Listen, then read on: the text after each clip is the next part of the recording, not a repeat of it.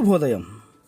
Global బెతేనియా Calvary ministry తరపున ఈ ఉదయకాల సమయంలో మరొకసారి మీ అందరితో కూడా కలుసుకుని దేవుని యొక్క పరిశుద్ధమైన మాటలు ధ్యానించుటకును దేవుడు నాకు ఇచ్చిన మధురమైన అవకాశమును బట్టి నేను దేవునికి ప్రత్యేకమైన వందనాలు తెలియజేసుకుంటూ ఉన్నాను.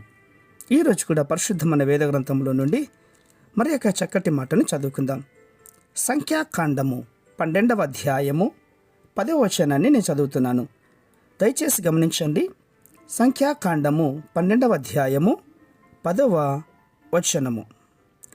మేఘమును ఆ ప్రత్యక్షపు గుడారము మీద నుండి ఎత్తబడెను. అప్పుడు మిర్యాము హిమము వంటి తెల్లని కుష్టిగలదాయెను. అహరోను మిర్యాము వైపు చూచినప్పుడు ఆమె కుష్టిగలదిగా కనబడెను. దేవునికి స్తోత్రం. గమనించండి ప్రియులారా, మోషే గారి యొక్క అక్క అయినటువంటి మిర్యాము దైవ సేవకునికి వ్యతిరేకంగా తిరుగుబాటు చేసినందువల్ల ఆయనకి విరోధంగా మాట్లాడడం ద్వారా దేవుని కోపము ఆమె మీదకి వచ్చింది.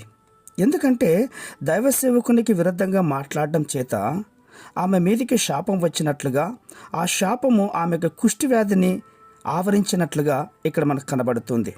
అవును, ఎప్పుడైతే మోషే ఆమె కొరకు మరలా ప్రార్థన చేశాడో వెంటనే ఆమె క్షమాపణ పొందుకొని ఆమెకున్నటువంటి వ్యాధి తొలగిపోయినట్లుగా కూడా అక్కడ కనబడుతోంది. ప్రియులారా, విశ్వాస సహితమైనటువంటి ప్రార్థన ఆ రోగిని స్వస్థపరుస్తుంది.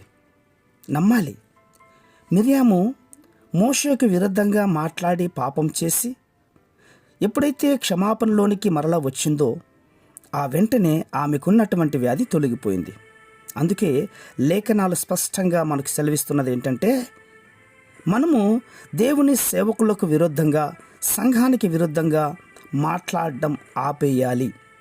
అవును, మోసే చేసినటువంటి విశ్వాస సహితమైనటువంటి ప్రార్థన మిర్యామును స్వస్థపరిచింది, క్షమించింది కూడా.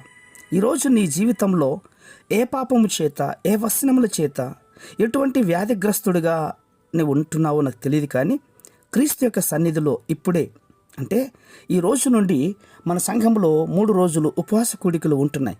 ఈ ఉపవాస కూడికల ద్వారా మనకున్నటువంటి అపవిత్రాత్మను తొలగింపజేసుకోవటానికి ఒక మంచి అవకాశం. దేవుని సన్నిధానంలో మాట్లాడుకోవడానికి, దేవుడిచ్చే విలువైన ఆశీర్వాదాలు పొందుకోవడానికి ఇంతకంటే శ్రేష్టమైనటువంటిది మరొకటి లేదు అని నేను చెప్తున్నాను ప్రియులారా. అవును, మన పాపములను క్షమింపబడాలంటే దేవుని సన్నిధికి రావాలి.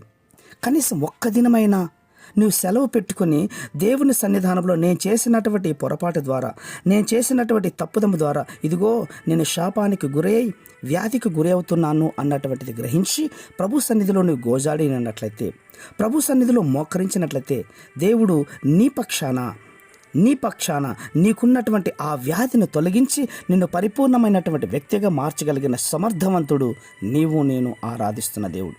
కాబట్టి ప్రియులారా, ఈ ఉదయకాల సమయంలో ఇప్పుడే ఒక తీర్మానం.